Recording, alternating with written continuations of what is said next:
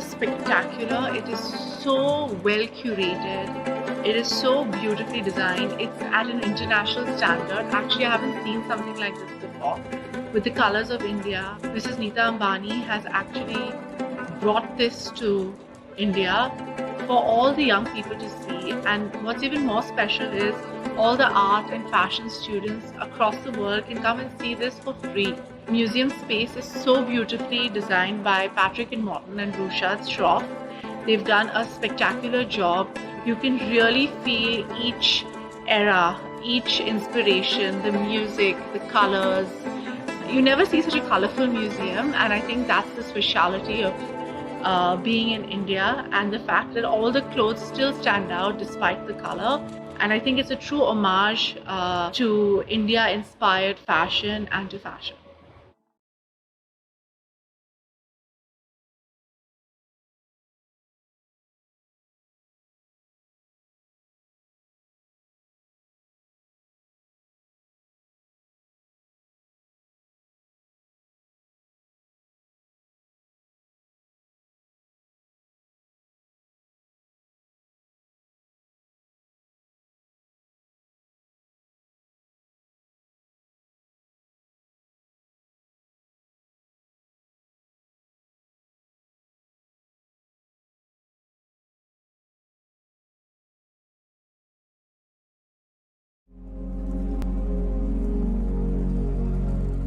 You know, in retrospect, when I look back, I think being born middle class was the best thing that happened to me, because I found a unique voice which was very rooted. And if you go to Calcutta, if you go to any one of the old homes, you'll see very simple homes from the outside, but very ornate and ostentatious from the inside. People like collecting things, memories, stacking on their walls, stacking on their bedsides, on their cabinets. And I think the language of Sabyasachi has really been born from what I've seen of Calcutta. So Hamish reached out to me during the pandemic about this exhibition that he was going to mount here in India. And I was very excited and curious at the same time, because I've always been a big fan of Hamish. So at the Indian fashion exhibit, I wanted to do something, build something from archives, which was actually my first attempt at creating something that was a international design language, but very rooted in Indian craftsmanship. And I did a version of that for the exhibit. Nita and me go a long way, you know, and I think Nita has been a great patron of Indian handicraft, Indian textiles, and every time I do something for her, you know, I think it's probably collaborative will, but we make sure that we create beautiful Indian products. Whether it's the Oscars, whether it's cricket, whether it's tennis, whether it's food, art, entertainment, India is taking massive steps worldwide, including fashion, and that's the way it should be. I will see you at the India in Fashion exhibit at the Nita Mukesh Ambani Cultural Center.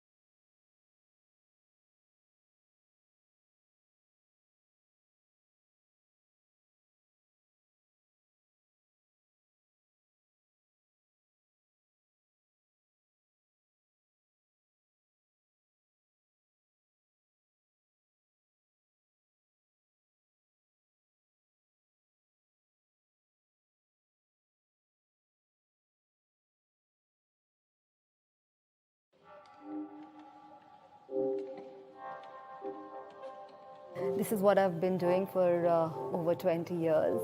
Every single morning that I've woken up, it's been about design and fashion.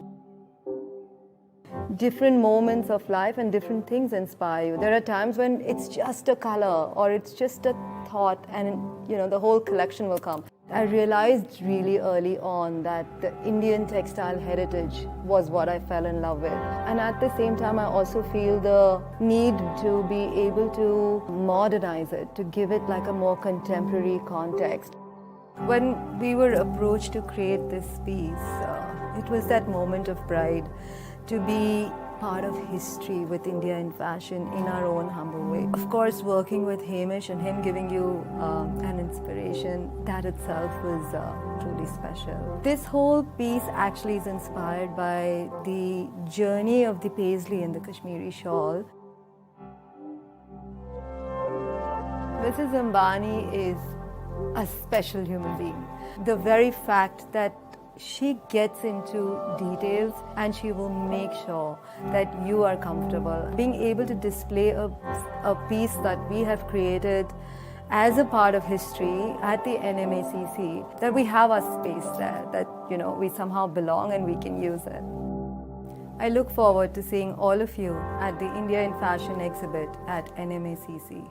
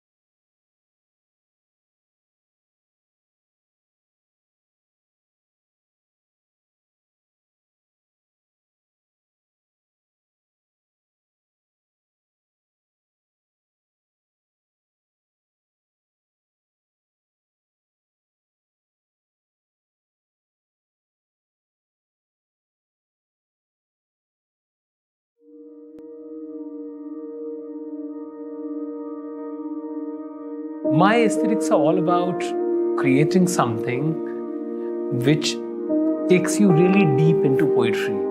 How the entire lifestyle is created in the region, how the weavers would work, something which can't be seen but can be felt in an artwork. That is something which inspires me a lot. I'm creating a piece looking at craft of chins. In chins, the tree of life is the most dominant motif. It somehow represents nature, represents beauty, represents art. It's one of the most celebrated global heritage from India. The best thing about this kind of couture pieces, the embroiderers who are working on it, they get extreme satisfaction looking at some alien looking strange art piece. Then you look at, I think every 500 kilometers you find a new craft, a new culture. And this diversity, what India has got to offer to the world, an exhibit like India in Fashion was long due. I hope to see you all at the India in Fashion exhibit at the Nita Mukesh Ambani Cultural Center.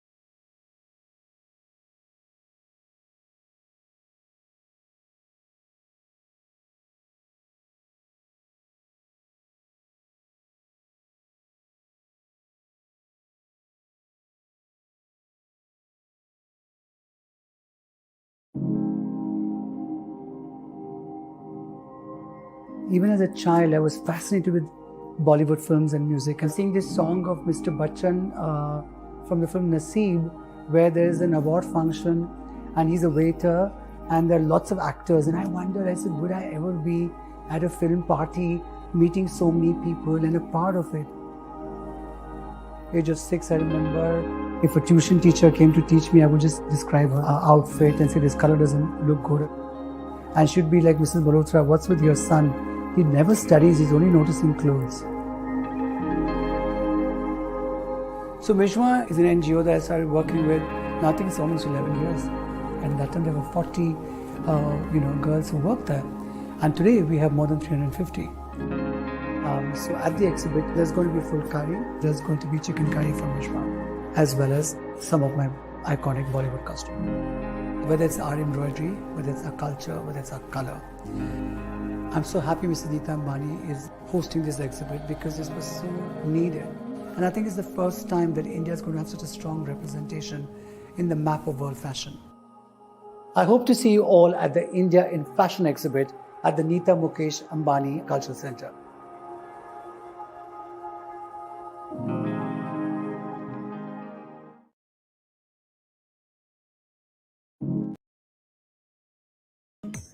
Good afternoon, everyone. Nice to see you all. My name is Priyanka Khanna. Please excuse my voice. I think the excitement of the last 3 days has gotten the better of me. We have a very special afternoon in store for you, beginning with the book launch of India in Fashion, the impact of Indian dress and textiles on the fashionable imagination by Hamish Bowles and published by Rizzoli. When Mrs.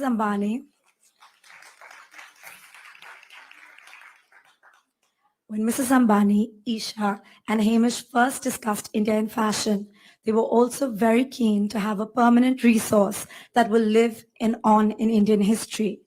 And this book, with its rich, layered subject matter, will forever be a guide for any fashion historian, enthusiast, and student. With essays from some of the world's most foremost fashion and cultural writers and historians, it is a comprehensive look at the widespread influence of Indian fashion. Please join me in welcoming on stage Mrs. Nita Ambani to launch India and in Fashion.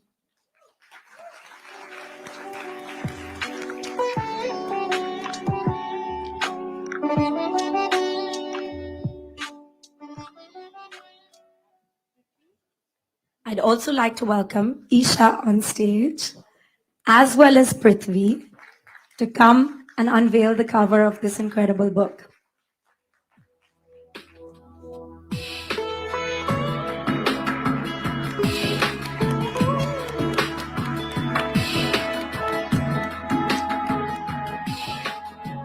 May I request you for a photograph, please?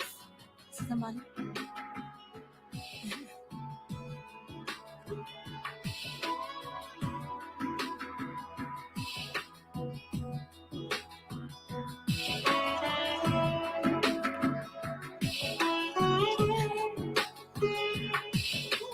Shloka, can I have you on stage as well? And Akash, please for a photo. Radhika.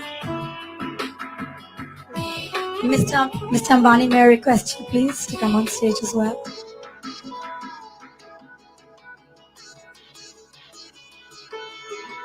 Anand.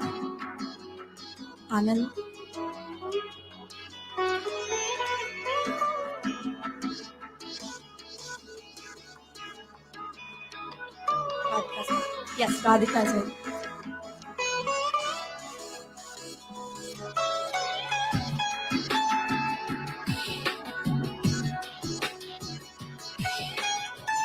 Mrs. Ambani and Isha, may I request you to stay on stage?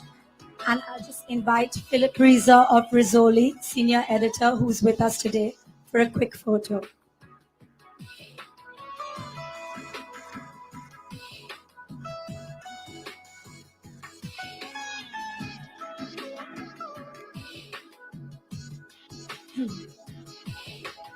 Thank you, Philip. Thank you, Mrs. Ambani. I'm now going to hand over the mic to Isha, who will say a few words. Thank you, Priyanka. Good afternoon, everyone. And thank you all for being here. I hope you've been enjoying the events and the activities over the past few days, and we're so thrilled that you could have joined us.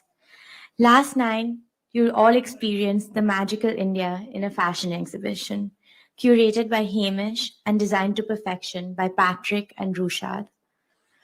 When my mother and I, along with Hamish and our teams, were conceptualizing this exhibition, we were clear in our vision that it had to encompass and showcase the wide-reaching influence of Indian fashion. It had to be an exhibition that touched upon historical influence of India and its sartorial legacy, but also one that brought back to the current moment, one of India pride. A moment where our designers are finally and rightfully showcasing in fashion capitals across the world. A moment where important conversations about Indian craftsmanship and its traditions are being had, both at home and abroad. And a moment where our impact on the clothes you see on global runways is finally being recognized. For an exhibition of this scale, we knew we had to have an accompanying book that tells the stories of Indian craftsmanship and also celebrates its past, the present, and its future. Today, as we wrap up this momentous weekend, both for my family and for our country, I'm pleased to launch a one-of-a-kind coffee table book, India in Fashion: The Impact of Indian Dress and Textiles on the Fashionable Imagination, by Hamish Bowles and published by Rizzoli. I wish Hamish could have been here today, but I know he's thrilled with the outcome of this book and exhibition. This book has incredible essays that will take you through back centuries and profiles of leading designers that bring you back to the present, providing a comprehensive view of Indian fashion in a way that has never been done before. It also has a poignant foreword by my mother, Mrs. Nita Mukesh Ambani, an excerpt from which I would now like to read.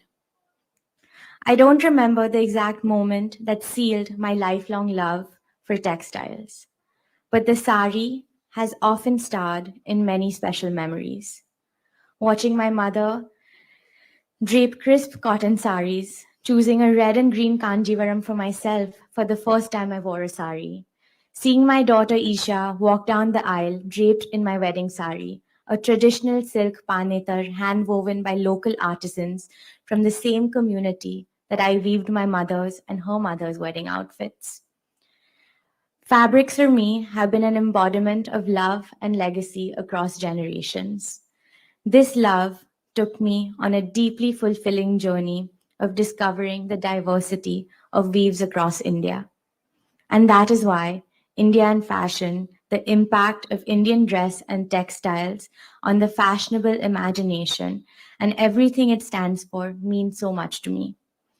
This book is a celebration of Indian craftsmanship. It's where past, present, and future traditional Indian textiles convene. Mummy, this book, the exhibition, and this whole weekend has only been possible because of your dedication and hard work. I hope the NMACC will make you very proud in the years to come.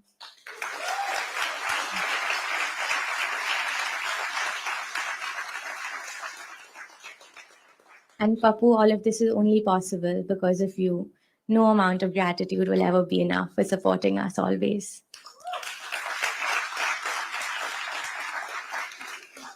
And finally, I would like to thank Hamish and his team, Philip Reeser from Rizzoli, the essayists, for contributing, and so many members of the Rizzoli and NMACC team who, despite a pandemic, and yes, we've been working on this through the pandemic, worked across different time zones to make this book a reality. The limited edition book will be available across the world, and I know it will serve as an invaluable and important guide to Indian fashion. Thank you.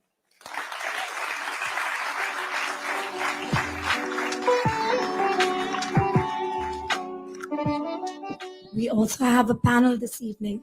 Thank you, Isha. That was perfect. Who will read from their contributions to the book. May I please call on stage Amin Jaffer, writer, curator, and art historian who has written Jewels, Saris, and Shoes, Indian Royalty and Western Luxury Houses under the British Raj.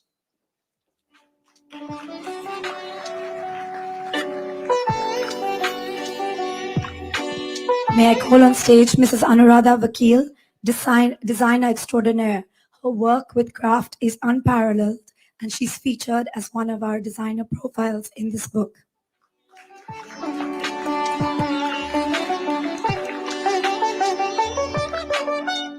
And may I also call on stage Suzy Menkes, the world's leading fashion journalist and critic.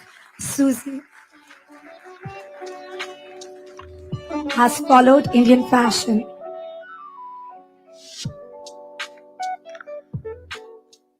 for a long time and has interviewed Sabyasachi, Rahul Mishra, and Ritu Kumar for this book.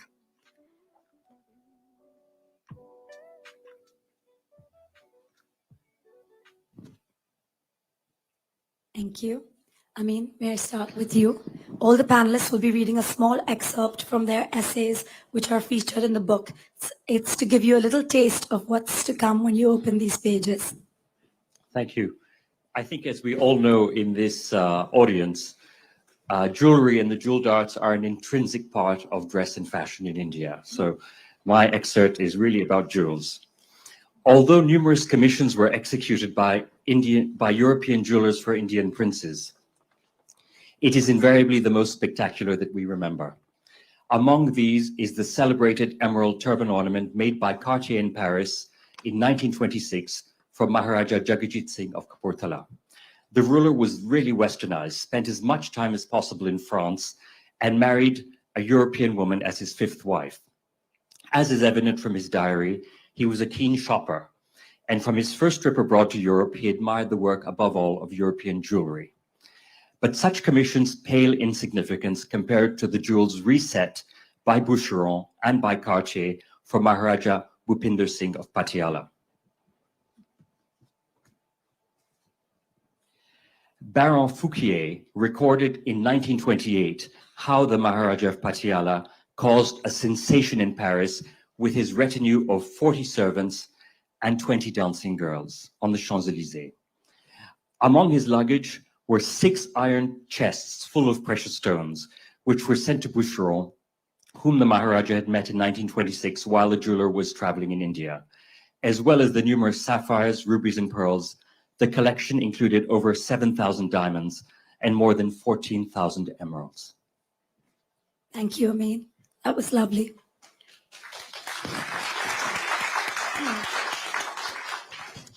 Mrs. Vakil, please, you do the honors.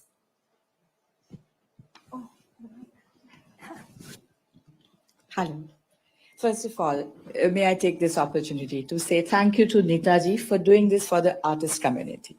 And only she could have conceptualized something like this on such a grand scale. I was awestruck yesterday walking into that space. So big thank you.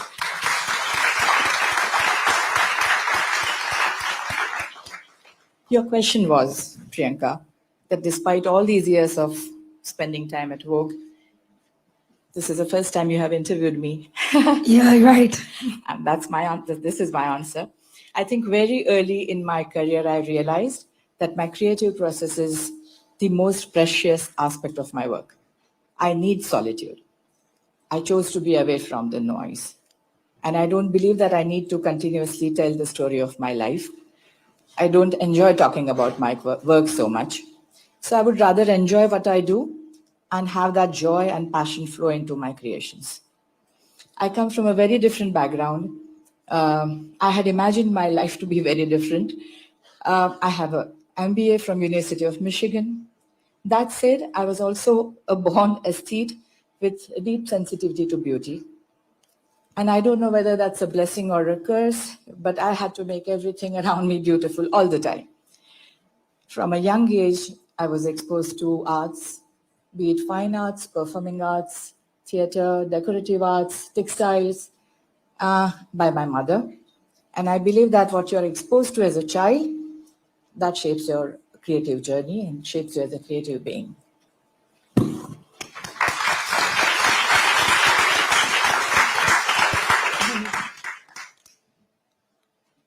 Suzy, may I have you read from your essay, please?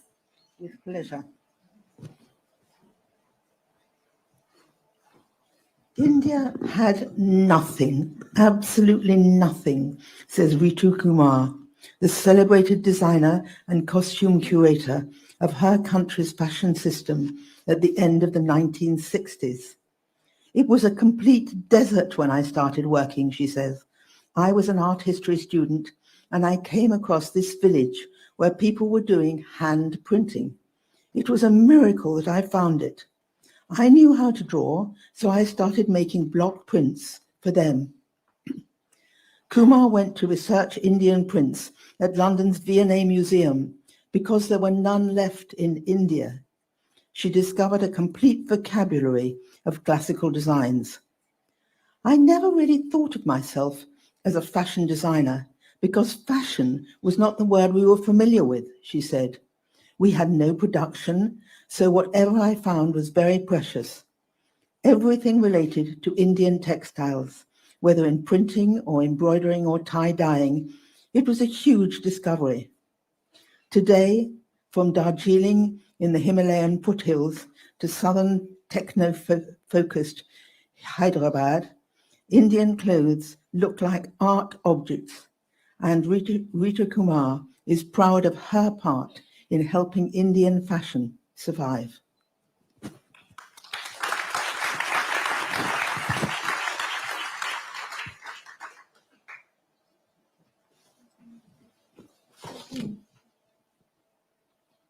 Thank you all.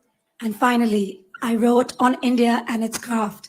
And I have to say, as my 15 years as a fashion journalist, it has been an honor and a privilege working on such an expansive book. So thank you, Mrs. Ambani. Thank you, Isha, for giving me this opportunity. The wedding industry in India is pegged at US $50 billion. The multi-day extravagant celebrations requiring elaborate looks for the bride, groom, and the extended families, as well as a generous bridal trousseau. Sabyasachi Mukherjee, Manish Malhotra, Abu Janni Sandeep Khosa, Ritu Kumar, Anita Dongre, Tarun Tehliani, Gaurav Gupta, and Rahul Mishra are just a few of the preferred bridal favorites, each bringing their focus on craft and tradition, all with a signature aesthetic. While bridal wear commands a lion's share of the attention and the market, a new generation of designers, birthed by the millennium, brought purpose and platform to their artisans, bringing them into the conversation like never before. For Sabyasachi, this moment in Indian fashion promises to be defining, one of India pride. We're at a moment that as an industry, we are very India proud, he told me. Every designer's design language, whether it's steeped in nostalgia or a more modern perspective, is richly layered in craftsmanship. Thank you.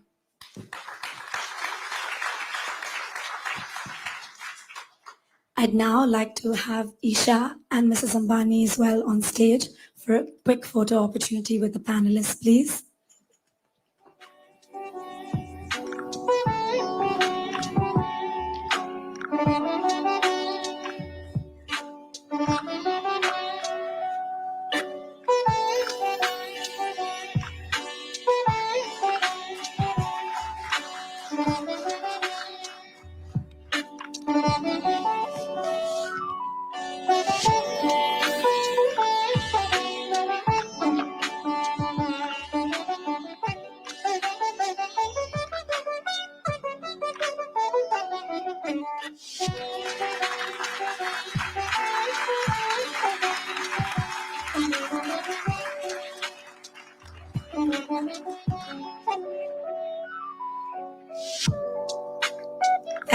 Thank you everyone. Thank you so much for joining us today and enjoy the rest of the afternoon. We have Pratik Kuhad playing for us in concert now, so please make your way to that venue just outside.